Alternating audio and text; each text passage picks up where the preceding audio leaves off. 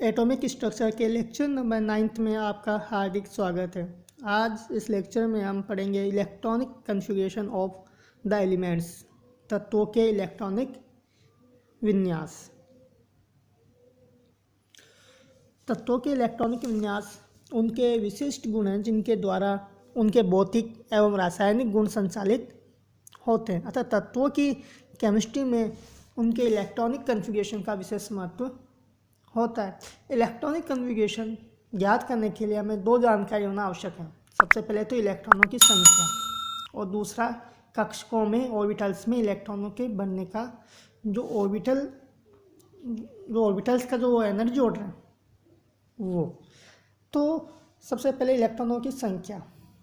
तो देखो, किसी भी एलिमेंट्स में इलेक्ट्रॉनों की संख्या उसकी परमाणु संख्या के समान ही होती है। जितना परमाणु क्रमांक होता है उतनी ही संख्या में उसमें इलेक्ट्रॉनों की संख्या होती है। फॉर एग्जांपल के लिए अगर बात करें पोटेशियम, तो पोटेशियम के लिए जेड यानी परमाणु क्रमांक होता है 19।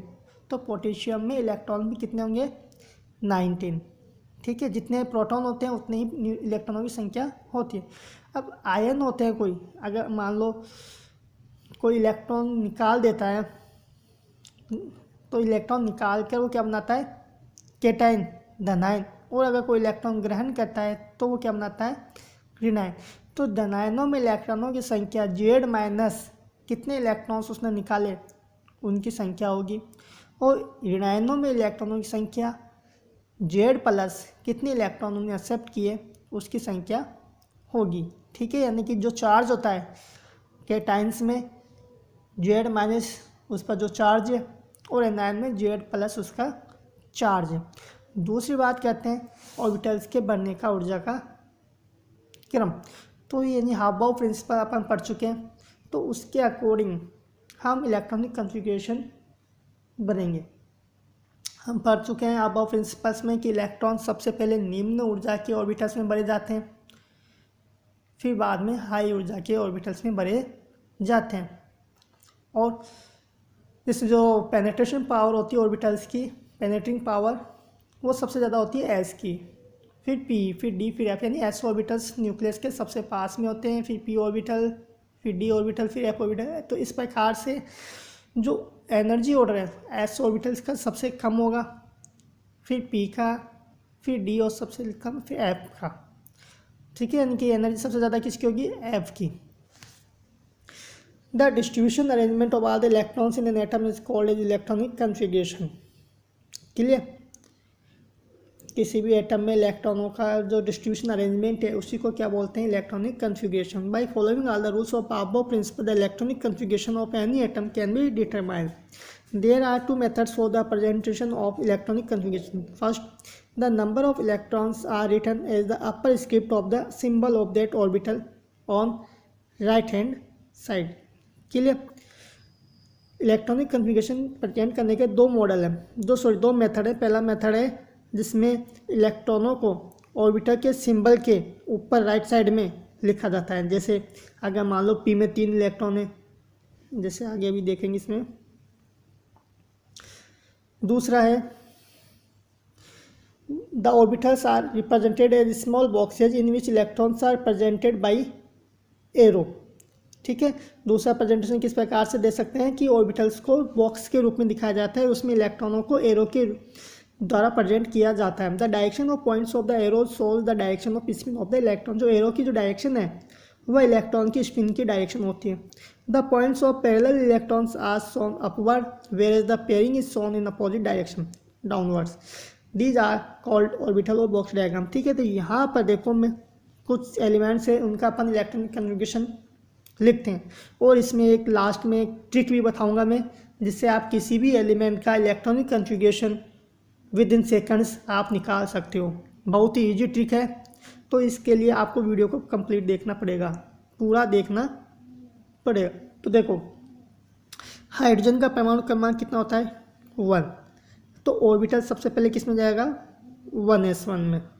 एक ही इलेक्ट्रॉन है, तो इसकी इलेक्ट्रॉन को ये बॉक्स डायग्राम है जिसमें ऑर्बिटल को दिखा रहा है बॉक्स 1s ऑर्बिटल, इसमें एक इलेक्ट्रॉन है। हीलियम परमाणु क्रमांक 2, इसका परमाणु इलेक्ट्रॉन कॉन्फ़िगरेशन कितना होता है? 1s2। तो इसमें एस में 2 इलेक्ट्रॉन दिखा रहे हैं 1s ऑर्बिटल में। इसी प्रकार तो देखो यहाँ पर सिंगल ऑर्बिटल तो सिंगल ही होगा ऐसे ही अपवर्ड, और अगर पेयरिंग हो जाती है तो वहाँ पे एक इलेक्ट्रॉन अपवर्ड होगा तो दूसरा इलेक्ट्रॉन डाउनवर्ड होगा। उसके तीर का निशान एक का ऊपर की तरफ होगा तो एक का नीचे, यानी अपोजिट स्पिन में इलेक्ट्रॉन्स फिल किए जाएंगे। और एक ऑर्बिटल में मैक्सिमम 2 ही इलेक्ट्रॉन बढ़ सकते हैं, अपन जानते हैं। और इलेक्ट्रॉनों की संख्या भी अपन को पता होनी चाहिए। किसी भी सेल में इलेक्ट्रॉनों की संख्या कितनी होती है, 2n², ठीक है। और सब सेल्स में जैसे s ऑर्बिटल में अधिकतम 2 इलेक्ट्रॉन बढ़े जा सकते हैं, p ऑर्बिटल में अधिकतम 6 इलेक्ट्रॉन बढ़ सकते हैं, d ऑर्बिटल में अधिकतम 10 इलेक्ट्रॉन बढ़ सकते हैं और f ऑर्बिटल में अधिकतम 14 इलेक्ट्रॉन बढ़ सकते हैं। ये हम सब पढ़ चुके हैं, ठीक है।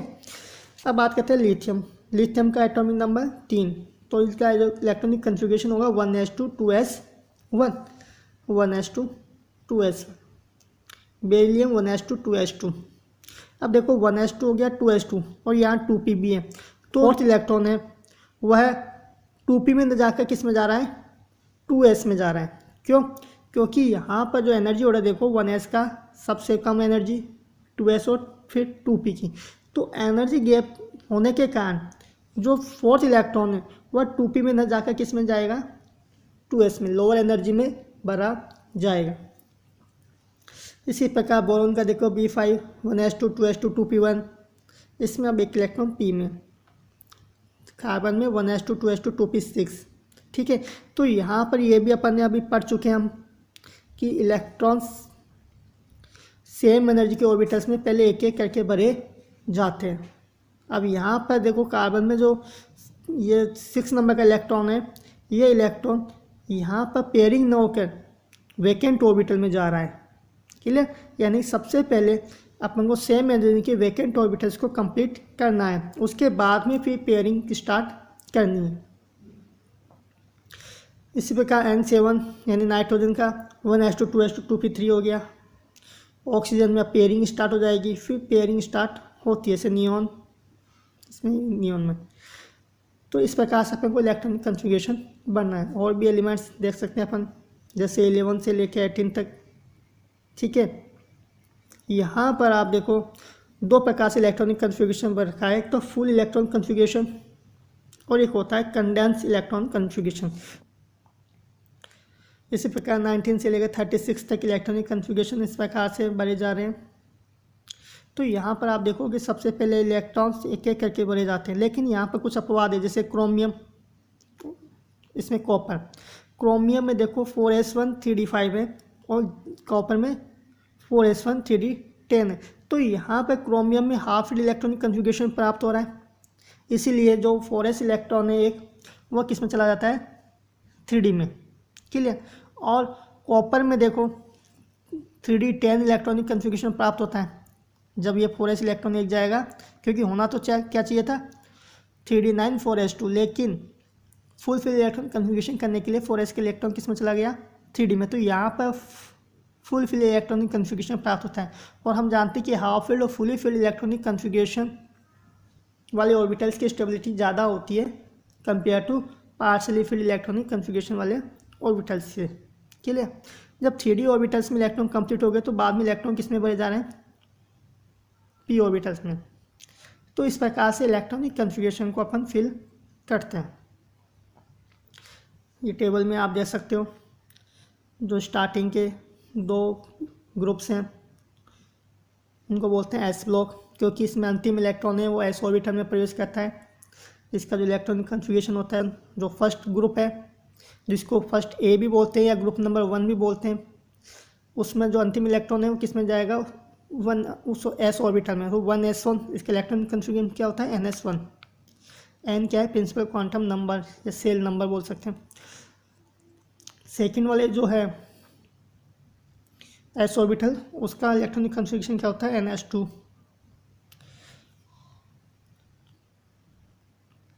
यहाँ फिर p ब्लॉक आ जाएगा।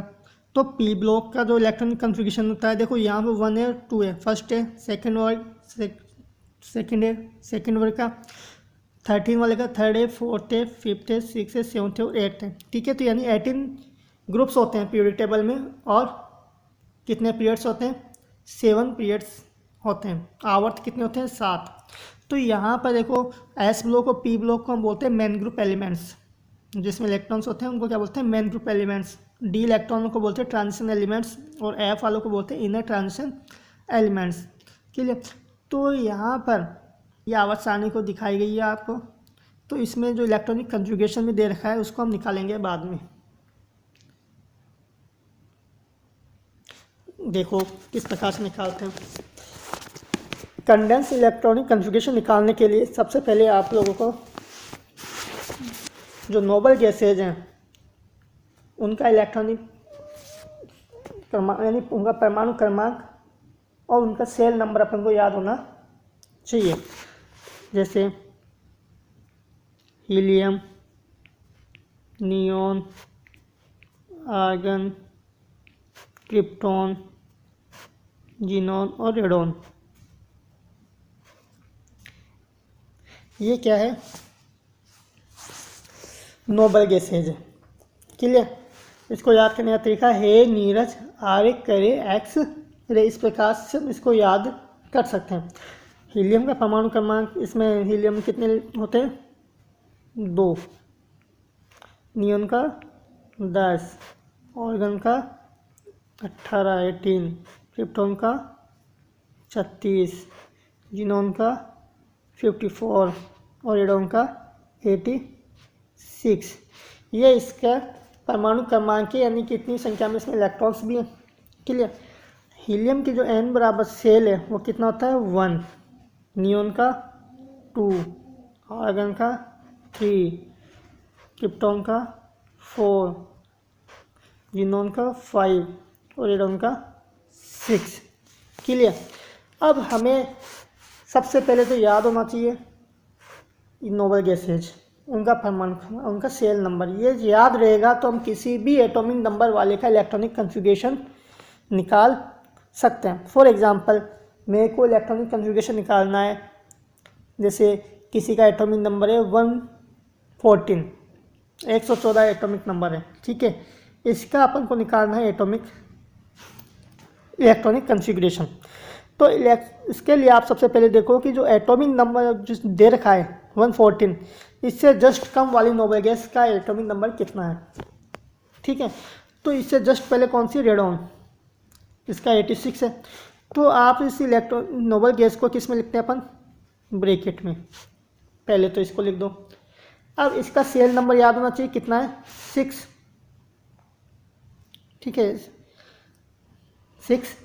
अब इसका एटॉमिक नंबर 86, यानी कि अब यहाँ से रेडॉन के बाद में अपन को S P D F भी लिखने हैं। तो कौन से S ऑर्बिटल आएंगे, P ऑर्बिटल आएंगे? तो इसके लिए देखो कि जितना N है तो S और P ऑर्बिटल होंगे N+1। कितने होंगे? N+1, यानी कि 7S और 7P होगा। जो D ऑर्बिटल होगा वो होगा N के बराबर ही, उसकी वैल्यू कितनी होगी? तो 6D। जो F ऑर्बिटल होता है वो होता है N-1, तो इसकी वैल्यू होगी 5F। क्लियर? अब 7S, 7P, 6D और 5F में इलेक्ट्रॉन्स को भरना है अपन को। अब यहाँ पर अपन इलेक्ट्रॉन्स भरते हैं हाफ ऑफ प्रिंसिपल के अकॉर्डिंग। तो N+L रूल के अकॉर्डिंग, जिसके लिए N+L का मान सबसे कम होता है, इलेक्ट्रॉन उसी में भरे जाते हैं। 7S के लिए N+L का मान कितना है? 7। 7P के लिए कितना है? 8। 6D के लिए कितना है? 8। और 5F के लिए कितना है? 8। तो 7S सबसे पहले इलेक्ट्रॉन 7S में भरे जाएंगे। उसके बाद में 8 की वैल्यू देखो, 7P, 6D और 5F तीनों में N+L की वैल्यू सेम है। तो अब यहाँ पर इलेक्ट्रॉन किस में भरे जाएंगे? जिसके लिए N की वैल्यू कम है, तो फिर इलेक्ट्रॉन जाएंगे 5F में, 6D में और फिर 7P में इलेक्ट्रॉन को अपन को फिल करना है। क्लियर? इस बाकी को हमें अपन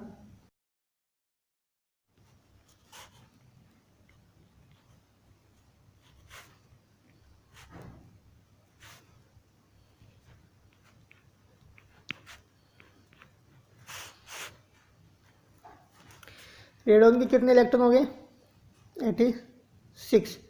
अब कितने बने अपन को 114, 114 इलेक्ट्रॉन बने। CO में कितने इलेक्ट्रॉन आएंगे 2 इलेक्ट्रॉन। F में कितने इलेक्ट्रॉन आते हैं 14 इलेक्ट्रॉन। अब D में कितने इलेक्ट्रॉन आएंगे देखो 14 2 16 इलेक्ट्रॉन, 16 और 86 कितने हो गए 102 इलेक्ट्रॉन। अभी भी कितने बाकी हैं 12 इलेक्ट्रॉन। तो D में 10 और P में 2 इलेक्ट्रॉन। ये इसका इलेक्ट्रॉनिक कन्फिगरेशन होगा। आप देख सकते हो 86 288 14 102 112 और 2 114।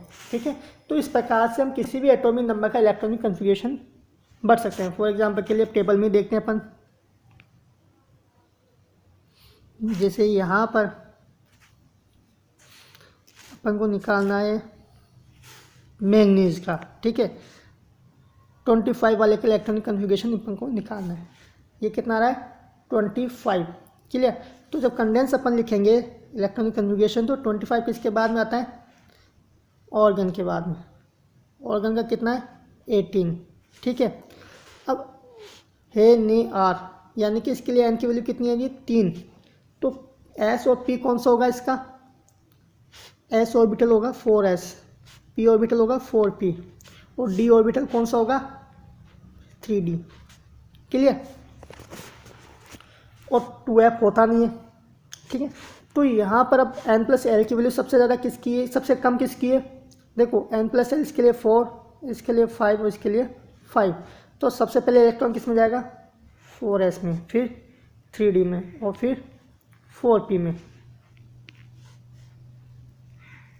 इस प्रकार से बोला जाएगा electron configuration. Of 18 electron organ के हो गए, अपन 7 इलेक्ट्रॉन और बनने। ठीक है, तो 2 इलेक्ट्रॉन एस में चले जाएंगे और 5 इलेक्ट्रॉन 3d में चले जाएंगे। तो इस प्रकार से मैंगनीज का आप देखो आप 4s2 3d5, argon 4s2 3d5, यानी कि जो नोबल गैस है उसको ब्रैकेट में लिखते हैं और उसके बाद में इलेक्ट्रॉनिक कन्फिगरेशन को अपन लिख सकते हैं। यहाँ पर अपवाद को भी ध्यान रखना है कि किसका जो डी ब्लॉक में कई अपवाद हैं ऐसा ना। हाफ फिल और फुल फिल इलेक्ट्रॉनिक कन्फिगरेशन को देख लेना आप इस ट्रिक को आजमाने से पहले। तो और भी अपन इलेक्ट्रॉनिक कन्फिगरेशन लेके इसको समझ सकते हैं। जैसे 1s के बाद इलेक्ट्रॉन किस में जाता है 2s में, फिर 2p में, 3s के बाद 3p में। 4th सेल से यहाँ पर n बराबर 4 से यहाँ पर डी ब्लॉक चालू हो जाता है। तो अब यहाँ पर इलेक्ट्रॉन s के बाद किस में जाएंगे, पहले d में फिर p में। 5 में भी डी ब्लॉक s फिर d और फिर p में। 7 6 और 7th सेल में यानी पीरियड्स में डी ब्लॉक से पहले क्या जाता है f ब्लॉक। तो अब यहाँ इलेक्ट्रॉन 6s और 7s के बाद में चले जाएंगे 4f 5f में, फिर 5d 6d में और फिर 6p और p ऑर्बिटल में। यानी कि 6 सेल के बाद में पीरियड नंबर 6 के बाद में इलेक्ट्रॉन्स s के बाद में पहले f में जाते हैं, फिर f के बाद d में और d के बाद p में भरे जाएंगे।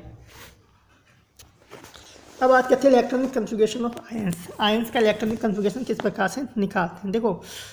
When a neutral atom losses one or more electrons it forms a cation, while on gaining one or more electron it forms an anion. Both the gaining and losing of electron takes place in the valence shell, so the electronic configuration of ions can be easily determined. ठीक है, अब यहाँ पर देखो कोई भी neutral atom है, अगर वो एक या अधिक इलेक्ट्रॉन लूज करता है तो वो क्या बनाता है कैटायन, और अगर एक या अधिक इलेक्ट्रॉन गेन करता है तो वो क्या बनाता है एनायन। इलेक्ट्रॉनों को निकलना और गेन करना किस में होता है वैलेंस सेल में। जो आउटर मोस्ट सेल होता है उसी से इलेक्ट्रॉन्स निकलते हैं। जैसे सोडियम है, परमाणु क्रमांक कितना है 11, इसका इलेक्ट्रॉनिक कन्फिगरेशन क्या होगा 1s2 2s2 2p6 3s2। अगर हम सोडियम आयन की बात करें तो एक इलेक्ट्रॉन +1 यानी एक चार्ज है, तो वो एक इलेक्ट्रॉन कहाँ से निकलेगा 3s1 से, आउटर मोस्ट सेल से, वैलेंस सेल से। इसी प्रकार क्लोरीन है, क्लोरीन 17 का जो इलेक्ट्रॉनिक कन्फिगरेशन में क्या है 1s2 2s2 2p6 3s2 3p5। अब Cl माइनस का अपन को निकालना है, तो जो आउटर मोस्ट इलेक्ट्रॉन में किस में जाएगा 3p ऑर्बिटल में, तो 3p6 हो जाएगा। तो इस प्रकार से हम आयंस का इलेक्ट्रॉनिक कन्फिगरेशन लिखते हैं। आयंस और atoms with same electronic configuration are called as isoelectronic. ठीक है, आयंस और एटम जिनका इलेक्ट्रॉनिक कन्फिगरेशन सेम होता है उनको हम क्या बोलते हैं, आइसो इलेक्ट्रॉनिक स्पीसीज बोलते हैं। जैसे Na+ और नियोन दोनों में 10-10 इलेक्ट्रॉन्स हैं, तो ये कैसे हो गया, आइसो इलेक्ट्रॉनिक। इसी प्रकार F- iso electronic, sodium plus Na+, Ne और F- क्या है, आइसो इलेक्ट्रॉनिक, क्योंकि इनमें तीनों में क्या है, 10 इलेक्ट्रॉन। इसी प्रकार K+ ऑर्गन और Cl-, इन सबका इलेक्ट्रॉनिक कन्फिगरेशन क्या है, 18। इलेक्ट्रॉन परमाणु क्रमांक कितना है, यानी इलेक्ट्रॉन की संख्या कितनी है। अब सेकंड बात करते हैं K+, आर्गन और क्लोरीन, तो इनमें तीनों में इलेक्ट्रॉनों की संख्या 18, तो ये भी क्या है, आइसो इलेक्ट्रॉनिक स्पीसीज। जो इनका इंक्रीजिंग साइज होती है वो देखो, एनाइंस की जो साइज़ है वह ज़्यादा होगी देन न्यूट्रल, और सबसे कम छोटी साइज़ किसकी होती है, केटाइन की साइज होती है।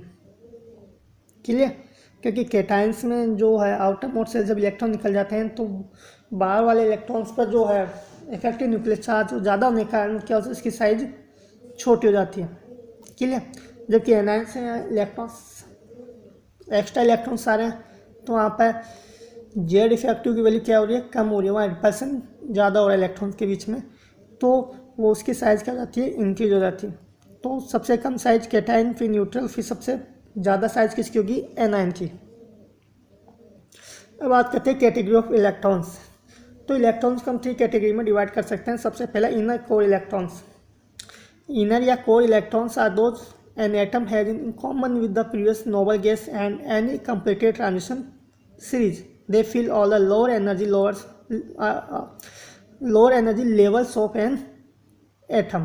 क्लियर, जो लोअर एनर्जी लेवल्स के जो इलेक्ट्रॉन्स होते हैं वो क्या होते हैं, core electron. Outermost shell के पहले वाले जितने भी इलेक्ट्रॉन्स हैं वो क्या बोले जाते हैं, कोर इलेक्ट्रॉन। सेकेंड है outer electrons are those in the highest energy level, यानी हाईएस्ट एन वैल्यू। ठीक है, और हाईएस्ट एन वैल्यू वाले ऑर्बिटल्स में जो इलेक्ट्रॉन्स होते हैं उनको बोलते हैं हम outermost electron, outer electron. They spend most of their time further from the nucleus.